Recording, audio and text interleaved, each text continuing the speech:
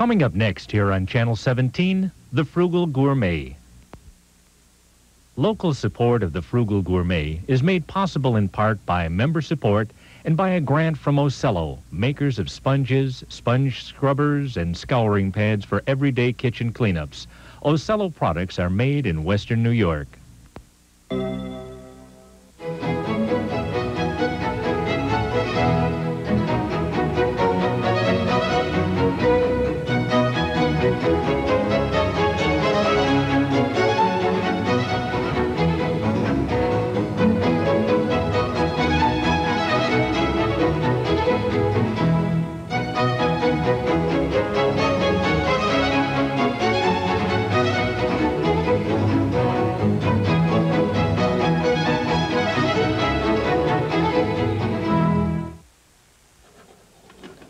How are you? Welcome again. I am roasting chestnuts. No, this isn't a holiday show, and no, you're not off your schedule. I'm roasting one of the oldest food products that we know in our three ancient cultures, China, Greece, and Rome. All three of these ancient cultures, which had such drastic influence on the West, loved and love chestnuts. They're a wonderful food product. There were times in the old days, in ancient Rome, for instance, where people lived on chestnuts. You could make them into chestnut flour. I'll show you that today. Chestnut flour, chestnut cakes, you could live on chestnuts. They were so abundant that they were absolutely free. And all you had to do, you see, was go out and collect them, because once the pod opens, it means the chestnut is ripe and the chestnut falls to the ground. And you just go pick them up, and you could dry them, all sorts of wonderful things. That was true in America, too. Up until about 1904, for hundreds of years, the eastern half of the United States had all kinds of chestnut trees.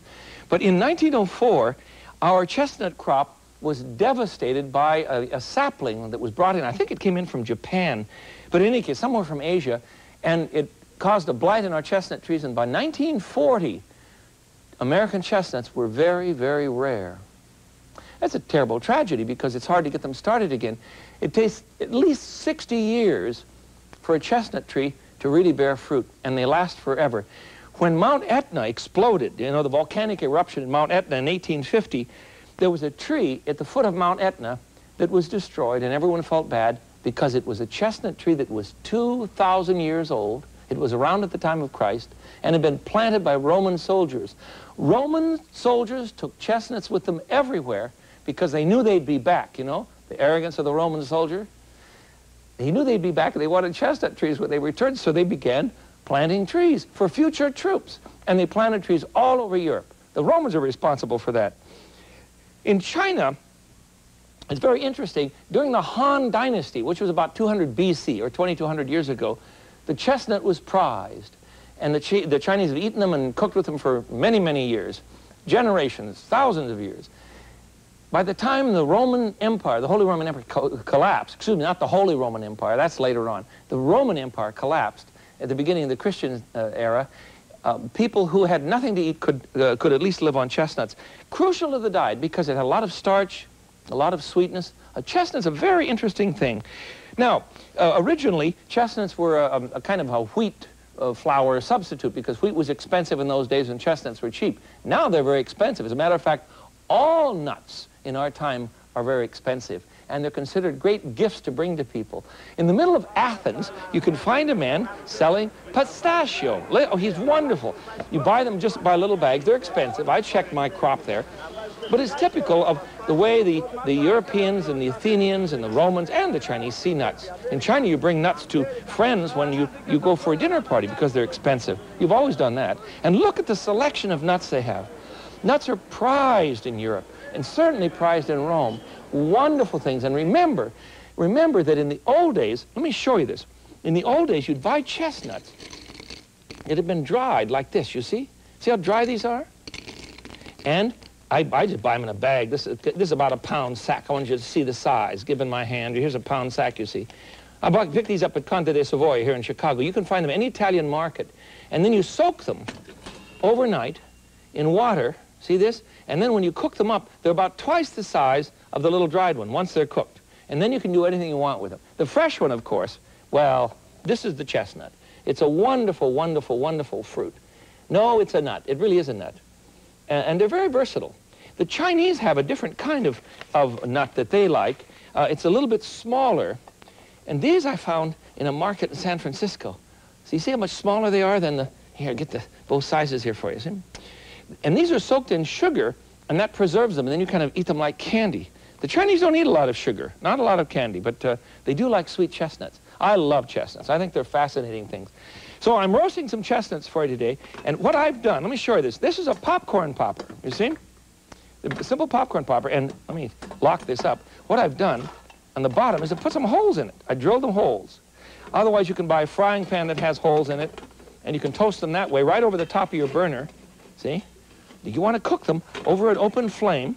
Gas burner, of course, is much better than electric for this, until they begin to blister a little bit and begin to split, and that means they're done. Now watch this. You see, just pick off the split, and you can peel a chestnut in nothing flat. Isn't this great? My wife, Patty, was born and raised in Brooklyn, and after school each night, oh, I'm not going to stand here and eat these things. They're too mealy, and I won't be able to talk. The amount of starch is incredible. Anyhow, after school each night in Brooklyn, she would stop at the chestnut wagon and pick up some chestnuts. So when we were in New York, years ago, the kids were little, Patty was very nostalgic, and she bought some chestnuts from the chestnut roaster and said, boys, this is how I was raised. Isn't this wonderful? The two boys, Channing and Jason, opened their little chestnuts. The tiny little guys, they took one bite, and then they went, pooey, and that was the end of nostalgia. You either love chestnuts or you don't. If you've been raised on them, fine. Another thing you might want to use for a chestnut roaster, top of the stove, get a pizza pan that has a lot of holes in it. You see one of these? You ever seen one of these? They work great. This also makes a great pizza because the dough isn't going to be gooey. You get a nice crust that way. Rima puts these out, R-E-M-A. It's a clever item. All right, let's cook. One of the things that you can do, and this is typical of the Greeks and the Romans, is to marinate the chestnuts before you roast them. In this case, the chestnuts have been marinated in red wine. Isn't that fun? And in this case, they've been marinated in ouzo. I should probably add some more. Ouzo is that devilishly hot liqueur, not by heat, but ouzo, O-U-Z-O, ouzo. And it's made from, there, that's plenty. It's made from anisepe, anise. It has a licorice flavor. It's about 105,000 proof, I think. And you sit in the streets of ouzo, of Athens, and sip ouzo and drink black coffee that obviously came from Turkey. And you drink the two of these, and you know that you're alive. Believe me, there's no question. Everything in your body says, I'm alive. It's wonderful stuff. Marinate chestnuts in ouzo, because the Greeks love that anise flavor. But before you do that, you have to put a hole in the chestnut, or it'll blow your head off. And let me show you what you do. Simply take a chestnut. There you are. Simply take a chestnut and make a little slit in the top of the nut. You see where the brown, the darker part is? Chestnuts are packed in a pod this way. Let me show you this. This kind are packed in a pod. They're about 3 in a pod. You see? That makes the round nut. Now, there's a larger chestnut in France, the Méharoun, I think. Don't complain about my French. I'm not French. But they have a larger chestnut, and later on in the season, these will be bigger too, of course. It varies with the season, but the big French chestnut is very prized, very beautiful. Now, if you don't want to stand around and chop them with this, look what a guy sent me. This is one of the funniest things I've ever seen, and I have to admit it works. He loves gadgets, so he made this little plastic, look, beautiful lucite construction, and you put the chestnut in here. See, there's a little blade on it. Put the chestnut here and go pop, and that's made the cut, you see? Now, you have to do that before you roast chestnuts, otherwise they're going to explode. A couple exploded here today when we were cooking. And Richard, one of the guys that helps me, has beautiful dark eyebrows, and he looked like an old man because they were covered with the puffiness of the white chestnut when it would pop up into the air. I'm glad he didn't hurt himself. Don't you hurt yourself. You must poke a hole in these when you roast them, because otherwise the steam pressure will just send you off to burn land, and we don't want that. All right. So I've roasted some chestnuts. I have a big plate of these I'll put out. They're wonderful eating, and it's kind of a romantic thing, I suppose, to sit around the fireplace. And that's a great place to roast these over an open fire, and then peel them. You see, once they open, oh, they're delicious. They'll split a little bit on you, and then you're ready. And, of course, you can roast them with ouzo or wine or do any outlandish thing you like.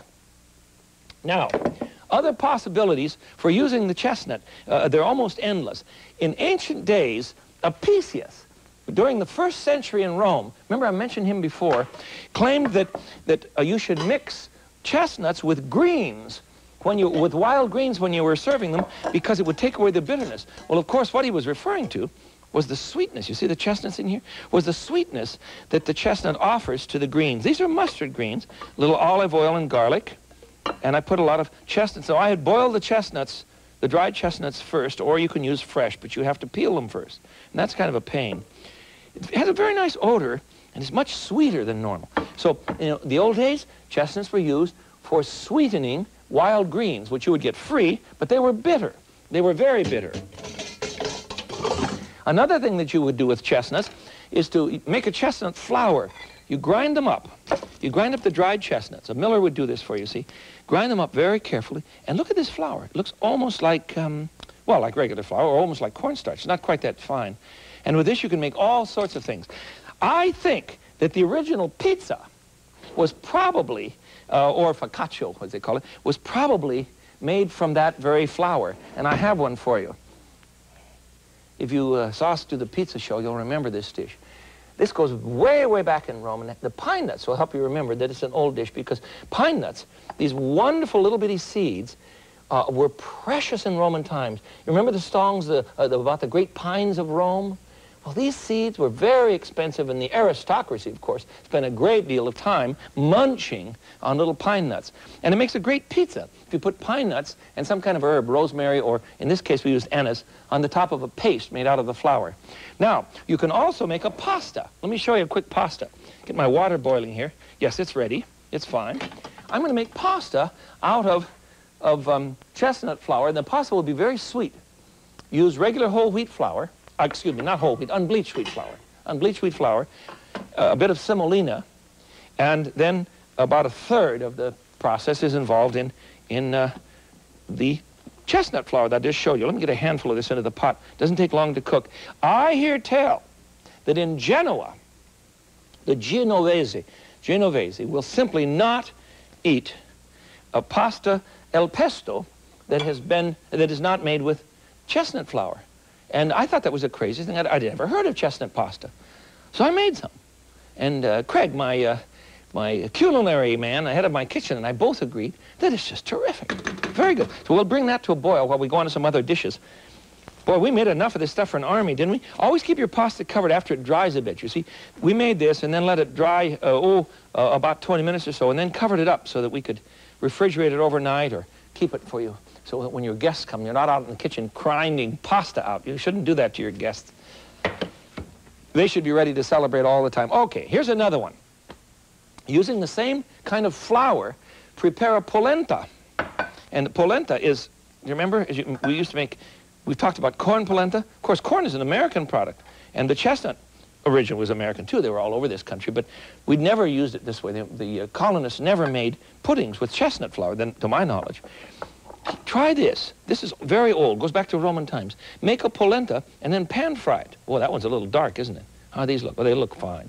It's very sweet, and it'll be crunchy and yummy, very much like the New Englanders used to celebrate fried cornmeal mush. Try it with cornmeal, with polenta made from the flour of the chestnut.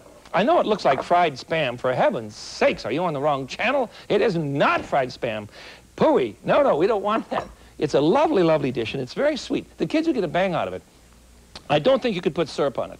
I think you would probably die immediately, because the chestnut itself has so much sugar in it that it's just amazing.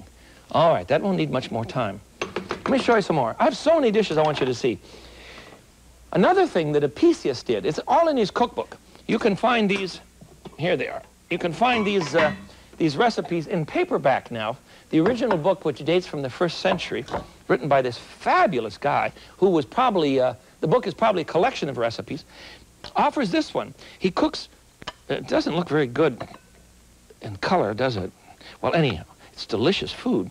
It is a dish of lentils and chestnuts cooked with a bit of a leek and then some nice herbs from the old days.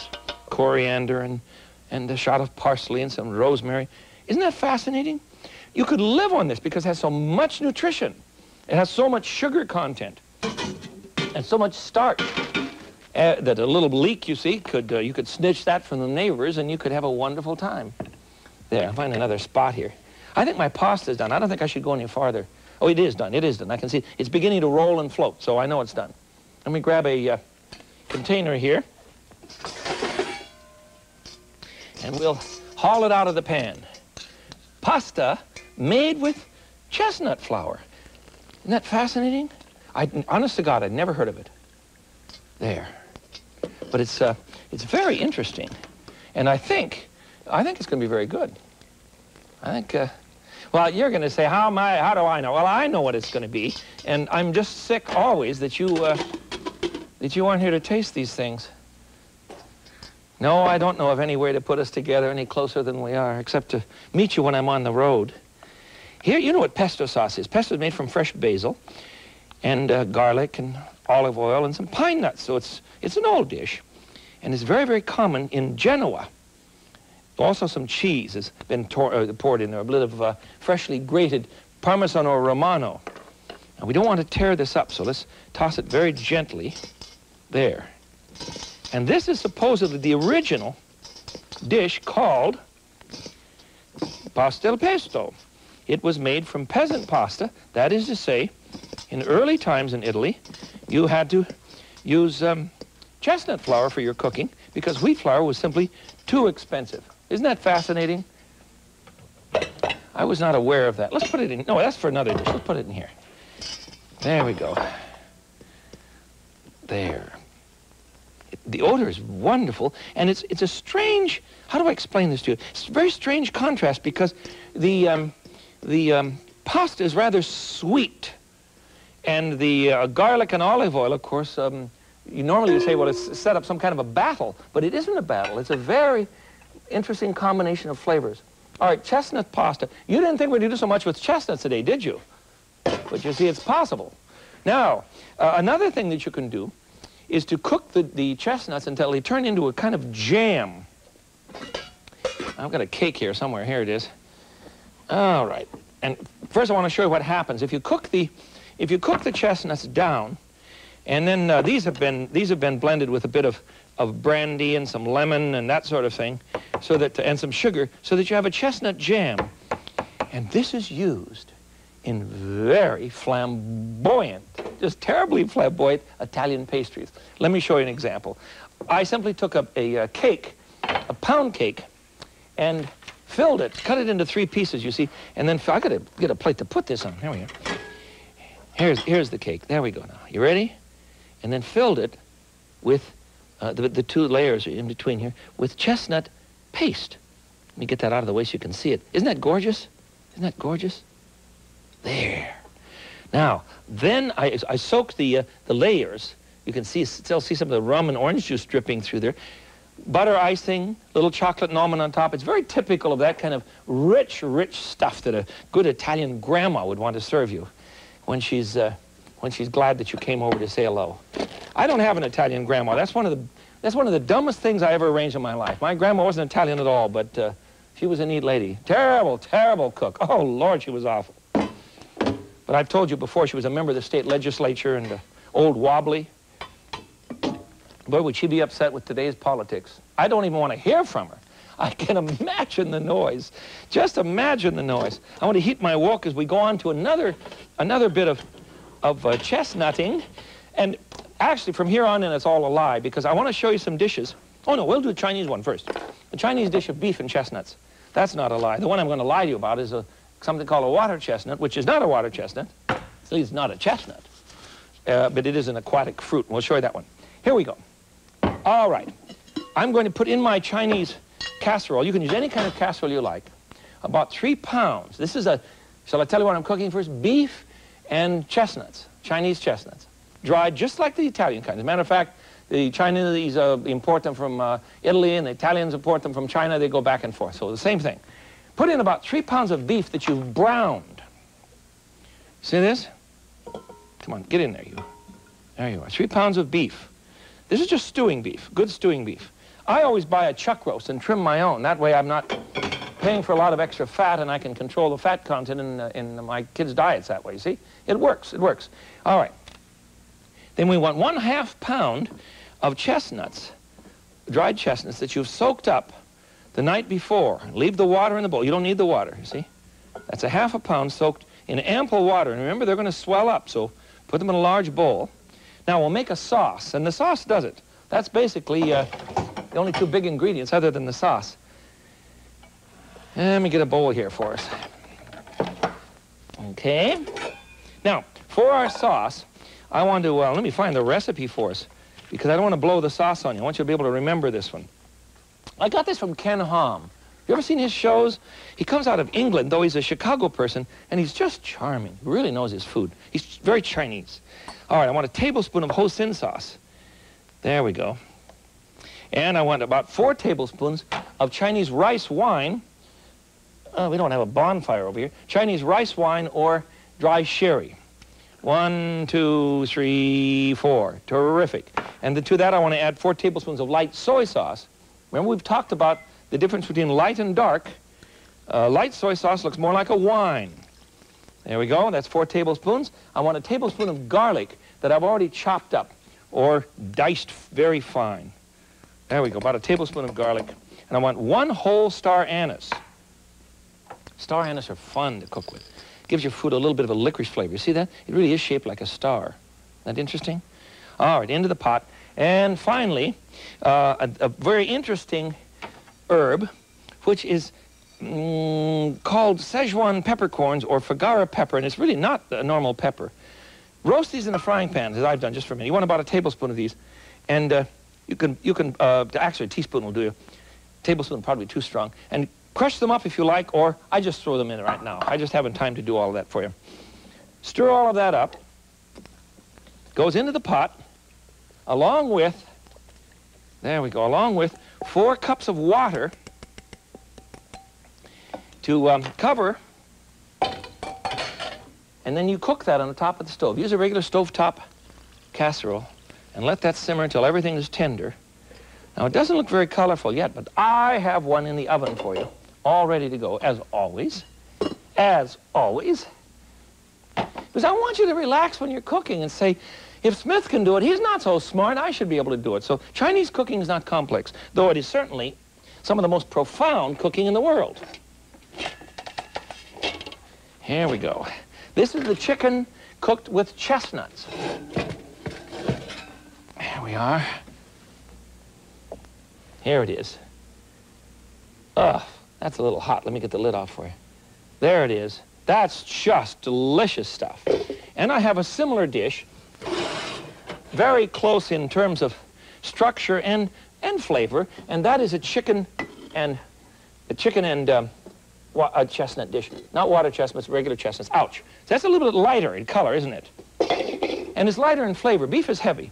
So in this one I have beef and chestnuts, and in this one I have chicken and chestnuts. Now, there are some other wonderful things that you can do with chestnuts, and I'm not going to have time to cook the shrimp for you, I don't think, but I want to show you some other things. There's a dessert. Craig, can you get me the Peking dust? There's a dessert from China. Well, we're going to try the shrimp. Why not? We'll cook them as we close out today. There's a dessert from China that's simply beautiful. Thank you, sir.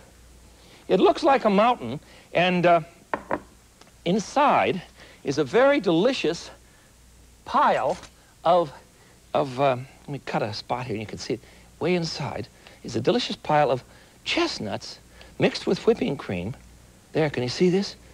And this is a classic Chinese delicacy, only for holidays. See, it's a mountain of chestnut and then a mountain of cream. Now, the French do this too. Exactly the same dish. Flavoring's a little bit different, but they do it too, and they call it Mont Blanc or something like that. A very elegant sort of thing. You can also cook with another kind of vegetable, and it's called a water chestnut, but it's really not a chestnut.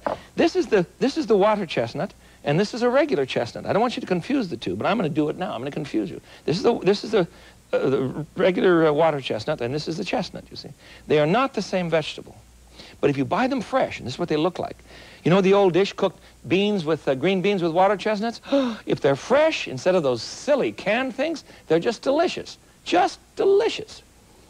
And finally, it's very common to use the water chestnut flour. Let me show you what that looks like. As a kind of seasoning and coating. It doesn't have much flavor, but it gives you a wonderful crunchiness. For instance, here's some shrimp, you see? And I'm going to coat them. You can buy this in a package, a water chestnut flour. You can find it in any Chinese market. Get my wok hot here, and I need to add some peanut oil. Very hot pan. Remember the rule? Hot pan, cold oil, foods won't stick. I want to put in a pinch of salt and a bit of ginger. This is called shrimp with water chestnut flour and gin. And I want a little bit of garlic. Really very dramatic and I think very delicious. All right, everything's good and hot, so we'll toss that with the paddle here. Don't ever try and cook with a wooden paddle in your wok. Toss your gin in the flour, and as it cooks, it will form a wonderful crunchy coating that is very typical of good Chinese cuisine, cooked with water chestnut flour. Today's lesson, then, is the history of the chestnut. Please remember that it was common in all of our three ancient cultures. And look what you can do. Roasted chestnuts, of course, but chestnuts with greens, or chestnut pizza, or how about chestnut pasta, or a chestnut-filled cake. Wonderful things. Or a beef stew made with chestnuts, or a mountain of cream and chestnuts. Finally, I have some water chestnuts that were cooked with green beans. Oh, and the chicken dish, too. Don't forget that. Let me turn my shrimp. I don't know if we're going to make it or not, but you have an idea of what we're doing. So, when you, next time you see a chestnut and it's Christmas time and you're thinking good thoughts, remember that they fed the world for a long, long time. This is the Frugal Gourmet. Until I see you again, I bid you peace. Bye-bye.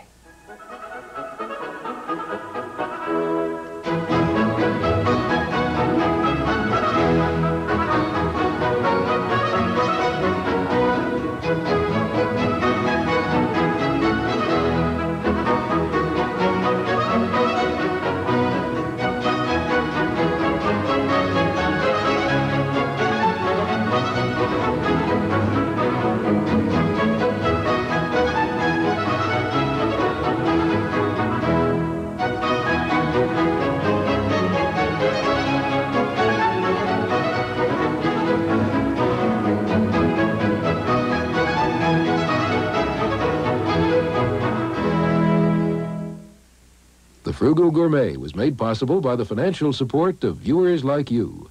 Additional funding was provided by LK Manufacturing Company. This is PBS. Local support of the Frugal Gourmet is made possible in part by member support and by a grant from Ocello, makers of sponges, sponge scrubbers, and scouring pads for everyday kitchen cleanups. Ocello products are made in Western New York. Next on Masterpiece Theater, Piece of Cake, a story of the daredevil exploits of a Royal Air Force squadron in the first year of World War II. They've had a year practicing for this war. Now it's come, they're thrilled to bits. I need a willing pilot. Don't look at us. We're knights of the air, not bloody drivers. Voltaire. They shouldn't throw Voltaire. Piece of Cake on Masterpiece Theater. Sunday night at 10 on Channel 17.